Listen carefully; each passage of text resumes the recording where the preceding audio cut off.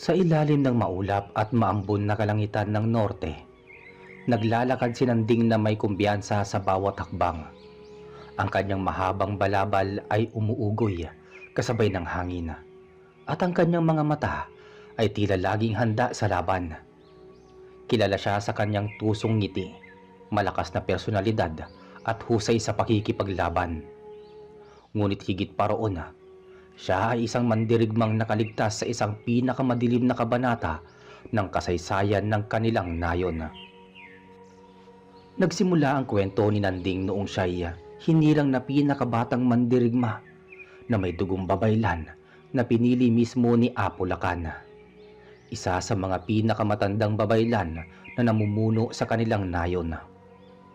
Sa ilalim ng kanyang mahigpit at misteryosong pagsasanay, natutunan ni Nanding ang mga diskarte sa pakikipaglaban na bihira at pinagbabawal. Isa na rito ang pagtawag sa mga itim na espiritu na nagbibigay sa kanya ng kakayahang gawin itong sandata at mag-utos na patayin ang sinumang sagabal. Ngunit dumating ang isang makapangyarihang demonyo at sinalakay nito at pinagpapaslang ang mga tao sa nayon. Nagalit ang matandang babaylan at mga mandirigma, kaya buong tapang nilang nilabanan ang kampo ng kadiliman. Subalit kabiguan lang ang kanilang sinapit. Nasawi silang lahat sa kamay ng dyablo, dahil ang batang si Nanding ang nasa propesiya ni Apo Lacan na magsisilbing pinakamalakas na mandirigma na sugo ng anito, ay itinakas ito ng panganay niyang anak na si Makiling, palayo ng nayon. Hindi papayag ang pinunong babaylan na maubos ang kanilang lipi. Sa likod ng pagsalakay ng demonyo sa nayon, may nabuong pagtataksil. Isang babaylan ang palihim na tumiwalag at umanib sa kaliwa. Ginamit ang itim na kapangyarihan upang tawagin ang isa sa mga pinakamakapangyarihang demonyo sa impyerno gamit ang itim na karunungan sa tulong ng libreta ng kadiliman. Nalaman ni Makiling ang ginawang pagtataksil ng mismo niyang kapatid na si Santino dahil lang sa inggit. Si Nanding kasi ang nilagyan ng marka ng bituin ni Apo Lacan imbis siya na ang sarili nitong anak. Uhaw sa kapangyarihan ng binatang babaylan kaya nagawa nito nga magtraidora. Ang sakit ng pagtataksil ay tumarak sa puso ni Makiling, ngunit hindi siya bumagsak. Sa halip, ginamit niya ang karanasan bilang sandata upang maitakas ang itinakda sa propesiya. Labis noon ang kasiyahan ni Santino nang malupig ang sariling nayon at mapaslang ang lahi ng mga babaylan. Hindi niya alintana na may nakaligtas na dalawa na muling babalik sa takdang panahon. Noong sumiklab ang ikalawang digmaan na pinamumunuan ni Santino at ang alipin niyang demonyo, ay nagpalakas naman itong si Nanding sa tulong ni Makiling. Ilang taon siyang nagpalakas sa tuktok ng bundok hanggang sa mahubog ang kanyang katawan bilang isang makisig na mandirigma. Pinalaki siya ni Makiling na kasing tigas ng bato ang puso at walang emosyon upang hindi makasagabal sa bawat misyon. Ang babaeng babaylan ang nagsilbing ina at guro ni Nanding. Ito ang umuutos sa mga misyong gagawin.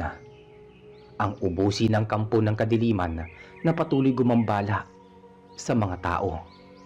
Ngunit hindi pa siya handang harapin ang nagtaksil sa kanilang nayon. Hindi pa sapat ang lakas niya na harapin ang demonyo. Sa kanilang paglalakbay sa iba't ibang baryo ay walang nakakakilala sa tunay niyang pagkatao.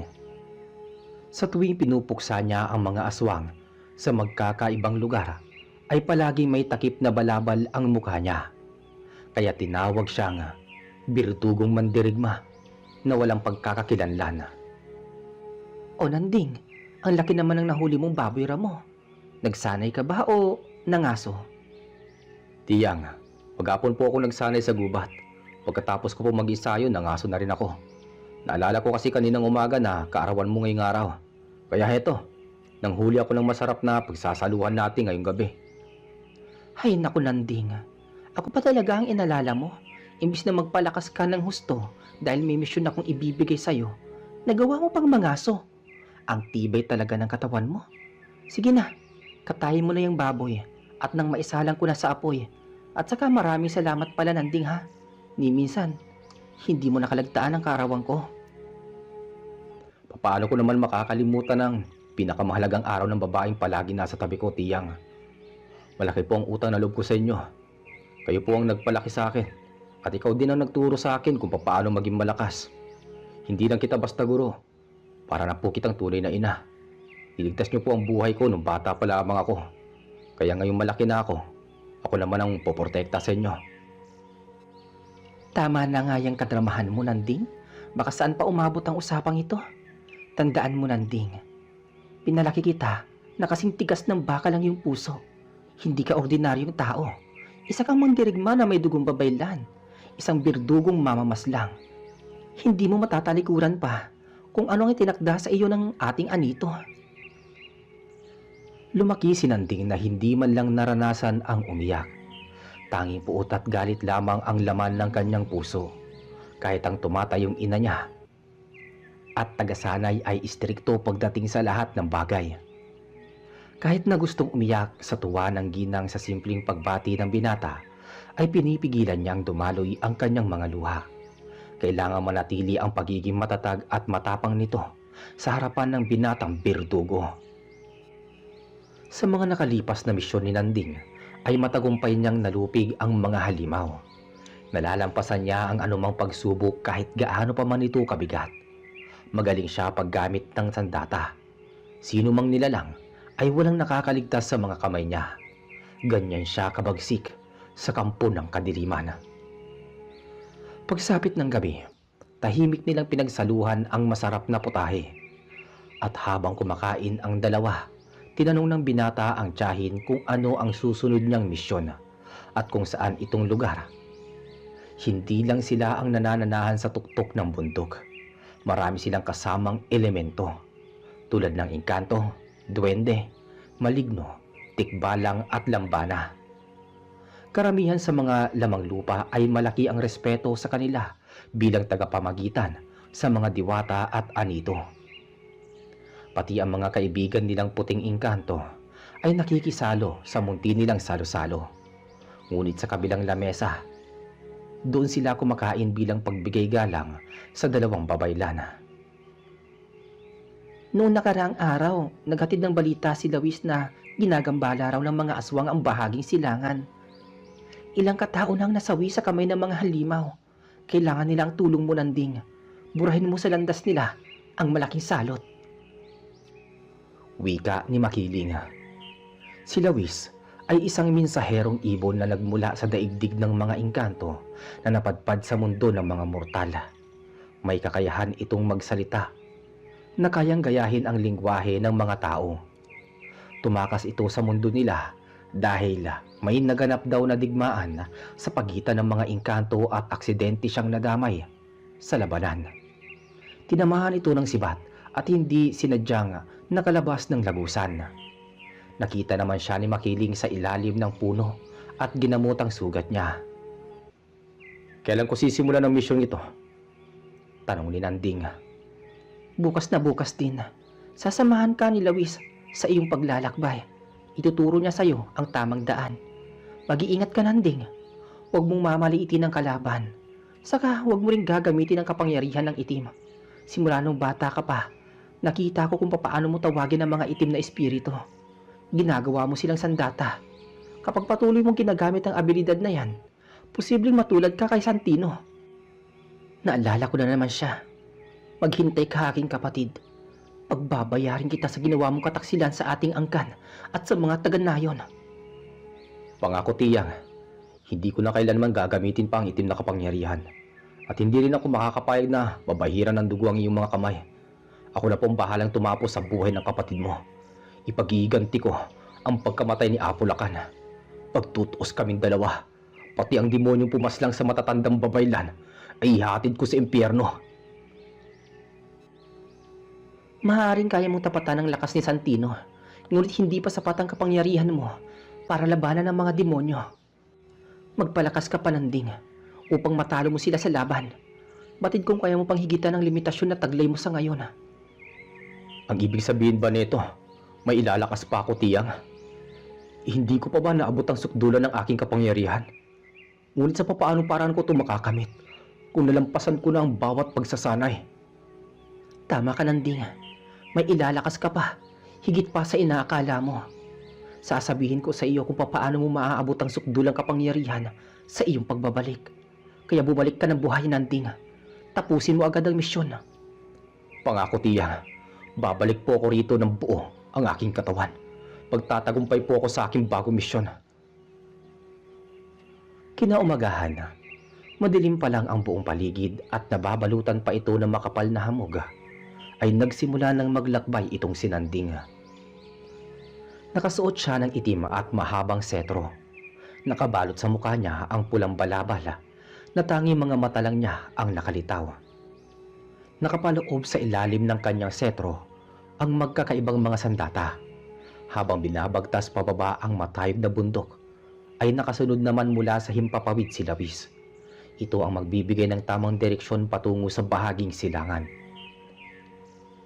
Makalipas ang ilang oras ay narating niya ang patag na lupa, patungo naman sa kabilang bundok. Tanging tubig lamang ang nagsilbing panawid gutom niya, ni hindi niya naisip na magpahinga. Nagpatuloy lamang siya sa paghakbang. Samantala, sa isang malilim na sanga ng mga puno, ay bigla siyang hinarang ng isang matandang lamang lupa. Makisig naman, lalakbay. Saan ang iyong patungo? Ako ang bantay sa hangganan ng kabundukang ito. Maaari ba kitang matanong kung ano ang pakay mo rito? Hindi ka makakadaan dito oras na magsinungaling ka. Marunong ako magbasa gamit ang pintig ng iyong puso. Saad na wika at tanong ng bantay papasok sa kabilang kabundukan. Ito ay matandang duwende. Ako'y naglalakbay patungong silangan. May isang lugar doon na kailangan nila ng aking tulong. Maaari mo ba akong padaanin, tanda? Kung hindi ka kumbinsido sa aking sagot, maaari naman tayo mag-usap gamit ang ating mga kapangyarihan. Isa sa mga ayaw ko, ang may sumasagabal sa aking dinaraanan. Kung hindi mo ko pahihintulutan na makatawid dito, buburahin kita ora mismo sa kinatatayuan mo. Hindi na kailangan pang dumaan pa tayo sa ganyan. Kontento na ako sa sagot mo. Sige, makakadaan ka na. Kabayan ka nawa ng diwata sa iyong mahabang paglalakbay. Di na batid kong busilak ang iyong puso. Nararamdaman ko nag-uumapaw mong kapangyarihan mula sa landas ng liwanag. Maraming salamat, tanda. At saka, nais ko lang sabihin sa inyo na hindi na kailangan pang itago ng mga kasama mo ang kanilang presensya. Alam kong napapaligiran niyo ko. Kahit pagtulungan niyo pa ako, wala pa rin kayong laban sa akin. Malayo ang agwat ng ating kapangyarihan. Napatawa naman ng malakas ang matandang duwende sa talas ng pandama ng binatang manlalakbay. Habang humahagalpak ito ng tawa, ay biglang nagsilitawan ang napakaraming maliliit na nilalang na magkadikit-dikit sa sanga ng mga puno. Halos may hawak silang mga pana. Labis na humanga ang mga lamang lupa kay Nanding. Alam nilang hindi siya kalaban. Nagpatuloy si Nanding sa paglalakbay. Habang patuloy na nakasunod sa bandang unahan ng kalangitan ang sagradong ibon. Sa pangalawang kabundukan ay marami siyang nakasalubong na mga engkanto na tahimik na namumuhay sa pusod ng kagubatan. Binabati pa siya ng mga ito at nag-aalok ng mga sariwang prutas. Ang lugar na napasukan niya ay tahanan ng mga puting engkanto. Papalubog na ang araw nang makalabas siya sa hangganan. Malapit niya nang marating ang unang baryo sa silangan. Kahit kumakalam na ang kanyang sikmura, ay tumutuloy pa rin siya habang hindi humihinto sa paglipad si Lawis. Ito kasi ang utos ng babaeng babaylan. Hindi niya nagawang magpahinga. Hindi siya nagsayang ng oras. Pagkarating niya sa baryo, ay mainit siyang tinanggap ng mga taga-baryo. Alam nila na ang binatang nakasuot ng itim na setro at pulang balabal ay ang magiting na mandirigmang birdugo na wala pang pagkakakilanlan.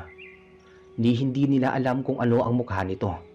Sinadya talaga ni Nanding na walang sino man ang makakakita sa kanyang mukha. Sa sobrang pagkabantog niya sa norte, ay maraming babae ang lubos na humahanga sa kanya. Kahit hindi nila batid kung ano ba ang itsura niya, subalit ang kanyang lihim na katauhan ay mas lalong nakilala sa tawag na Berdugo. Berdugong tagapagligtas, maligayang pagdating sa aming baryo. Nabalitaan namin ang iyong kahusayan sa pagsupil ng mga kampo ng kadiliman. Itinuturing kang bayani ng norte. Bilang pinuno sa baryong ito, hayaan mong pagsilbihan kita. Tumuli ka sa aking munting tahanan. Ipaghahanda kita ng kaunting piging bilang pagsalubong sa iyong pagdating. Alam ng buong taga rito ang sadya mo. Nakakaranas ngayon ng matinding siganos ang karatig naming baryo. Hindi magawa ng mga aswang nagambalay ng aming lugar dahil marami kaming ginawang pangontra sa buong paligid. May mga nakatalaga na ring bantay sa bawat sulok na pwedeng daanan ng mga aswang. Pero hindi namin magawang tulungan ang aking karatig baryo. Kung aalis kami ng mga kalalakihan dito, walang maiiwan dito. Kawawa ang mga bata. Mahabang litanya ng kapitan kay Nanding. Wala kayong dapat gawin, kapitan. Tama lang ang ginagawa mo. Kailangan mong protektahan ang sinasakupan mo. Napansin ko nga na maraming bata rito. Ako nang bahala sa bagay na yan. Kaya nga ako nandito ngayon upang iligtas sa mga tao sa kamay ng mga aswang na yan. Maraming salamat po pala sa handog mong pagkain. Pagkatapos kumain, alis na ako kaagad. Hindi ko kailangan magtagal pa rito. Habang mag-isa nga nilalantakan ni Nanding ang mga pagkain, bigla niyang narinig ang turan ng isang babae. Humihingi ito ng pahintulot sa kapitana na maibigay niya ng harapan sa mandirigma ang handog niyang minatamis na kakanina. Tumanggi naman ang punong kapitan dahil alam niyang bawal makita ang mukha ng binata. Kaya nga lumabas silang mag-anak. Batid ni Nanding na bukod sa pagbigay ng babae ng pagkain, ay may iba pa itong pakay. Makalipas ang ilang minuto ay muling tinakpan ni Nanding ang kanyang muka. At masigasig na lumabas sa tahanan ng kapitan. Nagkukumahog na lumapit sa kanya ang isang mayuming dalaga at naluluhang iniabot ang supot. Bago nagwika na tulungan daw niya ang ina nitong hindi pa nakakabalik mula nang magtungo ito sa kabilang baryo. Nagmakaawa na isama niya ito sa kanyang misyon. Nahihibang ka na ba, Binibini? Magiging pabigat ka lang sa aking misyon. Kung hindi pa nakakabalik ang nanay mo sa lugar na to, malamang patay na siya. Isa pa't masyado mapanganib kung isasama kita. Pakiusap, isama mo ako. Nagmamakaawa ako sa iyo. Parang awa mo na. Kailangan kong makita ang nanay ko. Siya na lamang ang natitirang kasama ko sa buhay. Sabi ng dalaga na nagngangalang Dalia. Lumuhod si Dalia sa harapan ni Nanding. Walang tigil sa pag-iyak habang mahigpit ang pagkakahawak sa isang binti niya. Tinanong niya ang dalaga kung handa ba siyang mamatay, makita lang ang nawawalang ina. Tumango ang dalaga bilang sagot sa tanong niya. Kaya wala siyang nagawa kundi ito ay isama. Muli siyang nagpasalamat sa mga taga-baryo bago nilisan ang lugar kasama ang dalaga. Sa kanilang paglalakad ay hindi maalis ni Dalia ang tingin sa balot na muka ni Nanding. Pilit niyang inaalam kung ano ba ang wangis ng isang mandirigmang Berdugo sa loob ng balabal. Masyado itong mahiwaga para sa kanya. Hanggang kailan mo ba ako tititigan ng ganyan? Pwede ba? Sa harap mo lang ito ng paningin mo. Nakakailang kasi ang ginagawa mo. Pasensya na. Nagtataka lang kasi ako kung bakit ayaw mong ipakita yung mukha mo. Siguro, hindi ka pang karaniwang tao. Tinatago mo ang anyo mo sa loob ng balabal. Hindi na lamang umibig si Nanding. Nagpatuloy lang siya sa paghakbang. Nang makalabas sila sa hangganan ng unang baryo, ay bigla niyang hinugot ang punyal at itinutok niya ito sa leeg ng babae. Hindi mo ko malilinlang. Hindi ka tao. Sino ka? Kasamahan ka ba nila? Kapag nagkamali ka ng sagot, puputulan kita ng ulo. Ano bang sinasabi mo? Isa lamang akong ordinaryong babae. Sino sila? Hindi kita maintindihan. Nauutal na sagot ni Dalia at hindi magawang makakilos. Isang maling galaw lang niya ay titila po ng kanyang ulo sa lupa. Kung ayaw mo magsabi ng totoo, tatapusin na kita ngayon. Akala mo ba, hindi ko malalaman ang tunay mong katauhan? Patawarin mo ko. Tama ka. Isa nga akong aswang. Pero hindi ako masama gaya ng iniisip mo. Totoo ang sinasabi ko na nawawala ang nanay ko. Mahigit 1 linggo na kaming hindi nang kikita mula nang magtungo siya sa kabilang baryo. Gusto ko siyang hanapin, ngunit hindi ako makalabas sa aming lugar. Nakita mo naman kanina na marami bantay sa labas. Kaya nga, nakiusap ako sa iyo para makalabas ako sa baryo. Naniwala naman si Nanding sa itinuran ng dalaga. Patid niyang ito ay nagsasabi ng katotohanan. Magaling siyang magbasa ng damdamin ng iba gamit ang mga mata. Sa puntong iyon, nagpakilala si Nanding sa dalaga. Tanging si Dalia lamang ang unang babaeng nakaalam ng pangalan niya. Muli silang nagpatuloy sa paglalakad hanggang sa marating ang pangalawang baryo. Sa entrada pa lang, bumungad agad sa kanila ang nakabibinging katahimikan. Nagbistulang abandonado ang lugar. Nakasarado ang kabahayan at wala ni isang tao sa labas. Ngunit nararamdaman ni Nanding na may mga matang nakamasid sa bawat dingding. Dinig niya ang paghihinagpis ng mga tao gamit ang matatalas na pandama. Alam din niyang may masamang aura na umaaligid sa buong baryo. Nasaan ang mga tao rito? Patay na ba silang lahat? Ang mabuti pa, tumabi ka na lang muna. Maghanap ka ng ligtas na mapagtataguan. Dahil nandito na sila, hindi na ako mahirapang tugisin pa ang mga kalaban. Bilisan mo, Dalia. Magtago ka na kung ayaw mong mamatay. Naramdaman din ng dalaga ang maitim na aura, kaya nagmamadali siyang nagtago. Habang si Nanding naman ay kinuha sa ilalim ng kanyang setro ang palakol na gawa sa panga ng itim na tikbalang na dati niyang pinaslang. Marahil, ikaw siguro ang tanyag na mandirigmang birdugo na may dugong babaylan. Hanggang kailan ka ba magpapakabayani? Masyado kang pakialamero. Sa palagay mo ba, matatakot kami sa'yo? Nag-iisa ka lang, kaya huwag kang masyadong magmagaling. Pagmasdan mo ang paligid, napapaligiran ka ng mga alagad ko. Bungad ng wika ng halimaw kay Nanding. Ipinakilala ang sarili nito bilang pinuno ng pangkat. Ikaw ba talaga ang namumuno sa lipi? Kung susukatin ko ang iyong lakas, ay isa ka lamang mababang uri ng nilalang. Katumbas ka lang ng isang insekto na gustong sakupin ng lugar na to. Malamang, isa ka lang utusan kung sino man ang nag-utos sa inyo na maghasik ng lagim sa sangkatauhan. Kanino kayo naninilbihan? Gusto kong malaman kung sino ba talaga ang pinuno ninyo.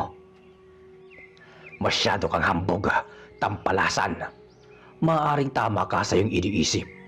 Ang tanong, makakalabas ka pa kaya rito? Tatalupan kita ng buhay bago ka pa namin pagpiestahang kainin. Mga alagad, turuan niyo to ng leksyon. Turuan niyo ng leksyon ng hambog na mandirigmang to. Huwag niyo siyang papatayin. Lumpuhin niyo hanggang sa madurog ang kanyang mga buto-buto. Dahil ako ang tatapos sa buhay niya. Kilos na, mga alagad! Matapos utusan ng pinuno ang kanyang mga alipores, ay sabay-sabay nilang inatake si Nanding. Ngunit laking gulat nila nang biglang maglaho sa kanilang paningin ang mandirigma. Hindi nila inaasahan na nasa likod na nila ito at nakahanda na sa unang atake. Sa isang kisap mata, 3 bigla ang binawian ng buhay. Walang habas itong pinugutan ng ulo ni Nanding. Sa bawat pilantik ng kanyang palakol ay isa-isa silang nagkandamatay-matay. Hindi mabasa ng kalaban ang galaw niya. Kasing bilis ng kidlat ang kilos niya na tila dinadaanan lang ng matalim na hangin ang mga kalaban. Dalubhasa siya sa malapitang atake, kaya mabilis lang niyang nadurog ang malaking pangkat. Sa madugong pakikipaglaban niya sa mababagsik na nilalang, ay tinutulungan naman siya ni Lawis. Sinasalakay ng ibon ang ibang aswang gamit ang matutulis nitong kuko. Tinutuka ang mga mata ng kalaban.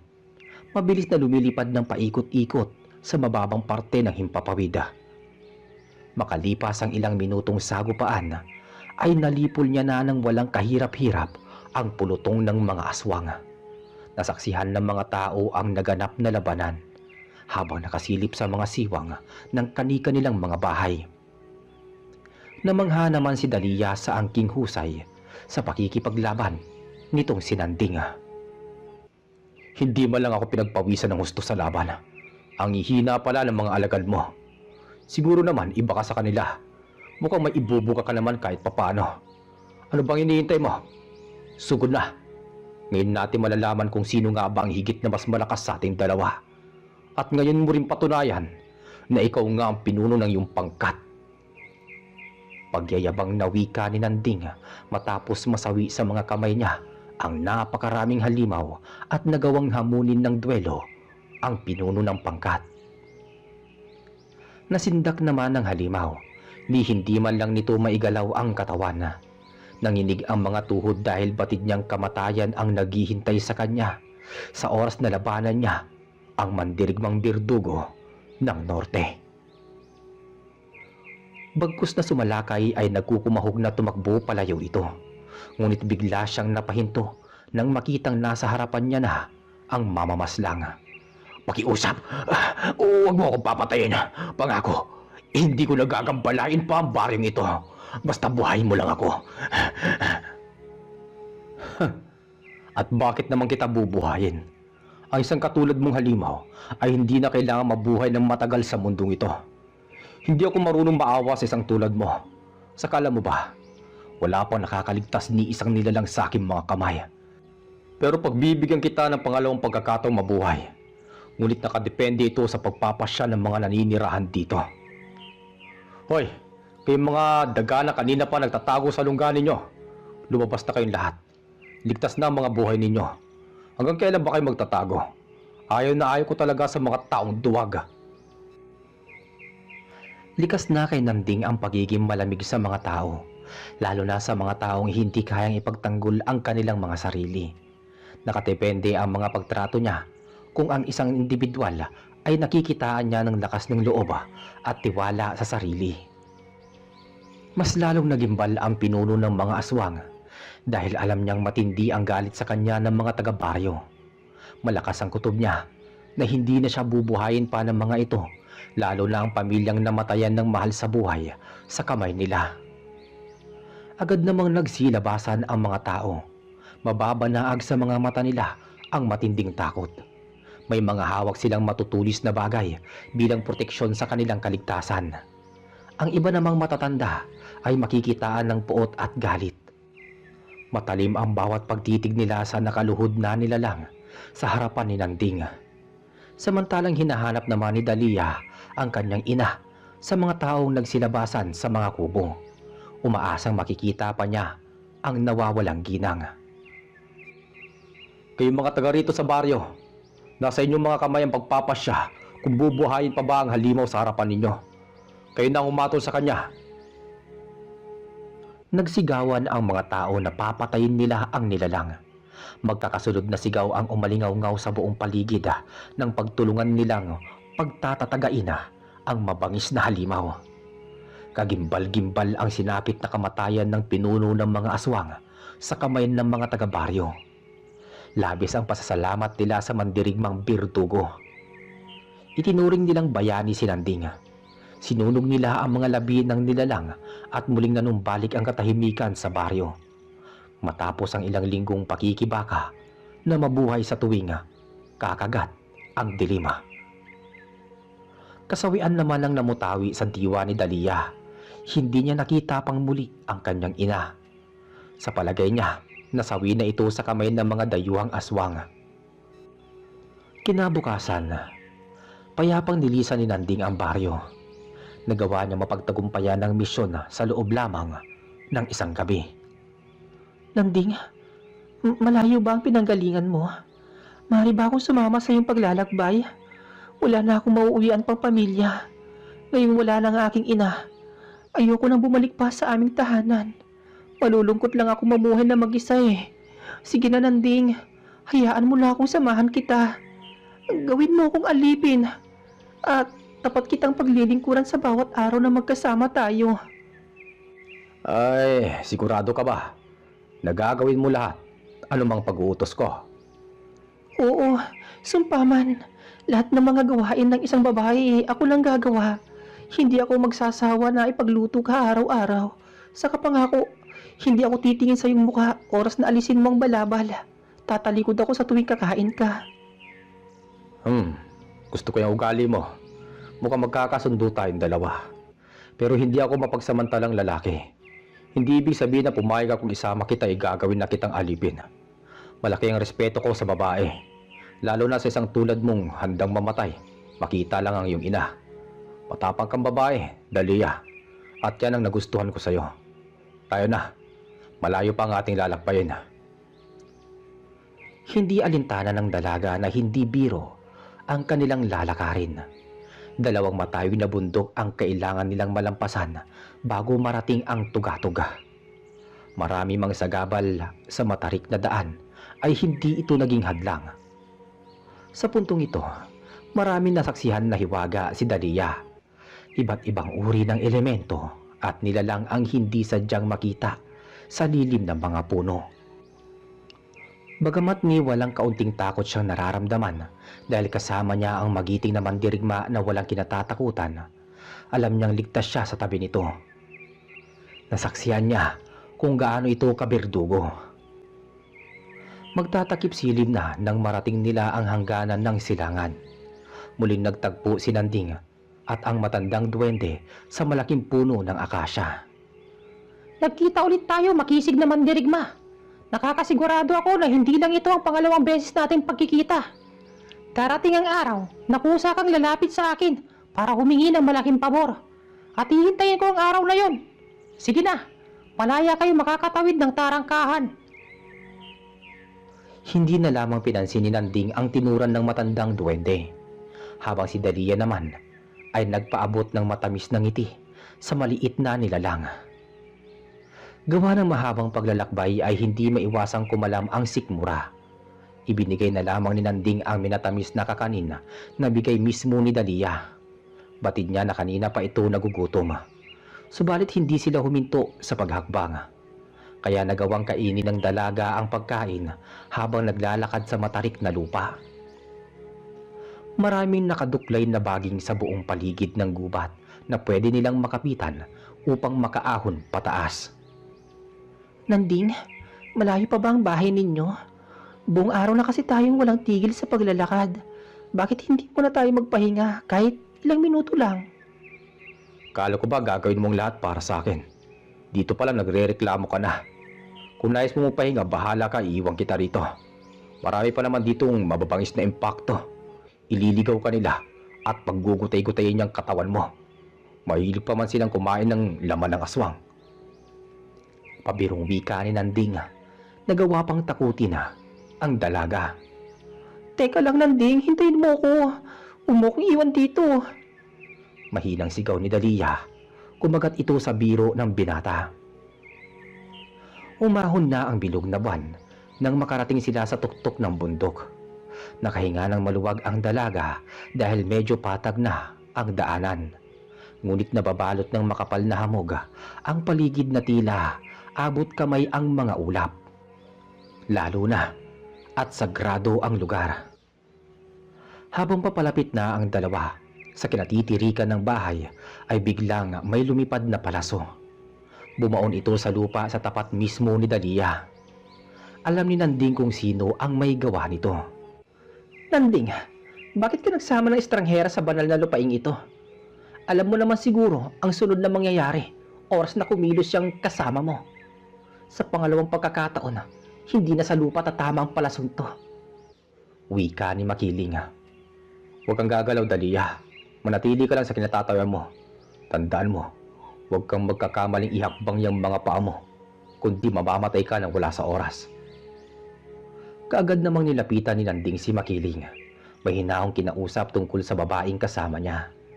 Nang makumbinsi niya ito, ay magkasama nilang pinuntahan ang dalaga. Dalia pala ang pangalan mo. Pero ang tulad mong may dugong halimaw, walang puwang dito. Dahil nakiusap sa akin si Nanding, papayagan kitang manatili sa aking tahanan. Kapag may ginawa kang hindi ko nagustuhan, mamamatay ka sa sarili kong mga kamay. Tandaan mo yan. Tiyang, huwag mo naman siyang takutin. Mabuting babae po si Dalia. Pumasok na tayo sa bahay. Nagugutom na kasi ako eh. Nga pala Tiyang, pag-usapan natin bukas ang tungkol sa sinasabi mo kung papaano makakamit ang malakas na kapangyarihan na kaya higitan ng aking limitasyon. Ikaw talagang binata ka. Iniiba mo ang usapan. Hindi pa nga ako tapos kausapin ang babaeng yan. Dahil nagtagumpay ka sa iyong misyon, palalampasin ko ang gabing to. Hahayaan ko si Dalia na manatili dito bilang gantimpala mo sa akin. Magaling Nanding, nagawa mong iligtas sa mga taga-baryo sa kamay ng mga aswang. Ibinalita na sa akin ni Lawis ang mga nangyari sa naganap mong misyon. Sabi ni Makiling. Kahit labag sa kalooban ni Makiling na tanggapin ang dalaga, ay magiliw niya itong pinagsilbihan para sa unang gabi. Ipinaghanda niya ito ng makakain. Nagsalo silang tatlo sa hapag. Nagawa pa niyang ipakilala si Dalia sa mga kaibigan nilang elemento na matagal nang nanananahan sa loob ng kanilang bakuran. Nanding, itatanong ko lang sana kung may nakita ka bang matandang duwende sa ilalim ng puno ng akasya sa kabilang kabundukan? Siya ang tagapagbantay sa pinto ng kabilang daigdig. Ang mundo kung saan naninirahan ang maalamat na bakunawa na may 7 ulo. Mapanganib daw ang nilalang na ito. Nung nabubuhay pa si Ama, naikwento niya sa akin na ilang mandirigma na ang sumubok patayin ng higanting halimaw. Ngunit lahat sila'y nabigo. Wala ni isang nagtagumpay na makuha ang gintong espada sa loob ng sagradong kuweba ng mga albinong ahas. Wika ni Makiling. Bakunawa? Gintong espada? Nagbibiro po ba kayo, Tiyang? Isa lamang tong alamat ng mga ninuno nating babaylan. Kung totoo man ang tungkol sa dambuhalang halimaw, malamang kabilang siya sa hanay ng mga Diyos. Di ba ayon sa alamat, kinain ng bakunawa ang buwan, kaya nagalit si Bathala.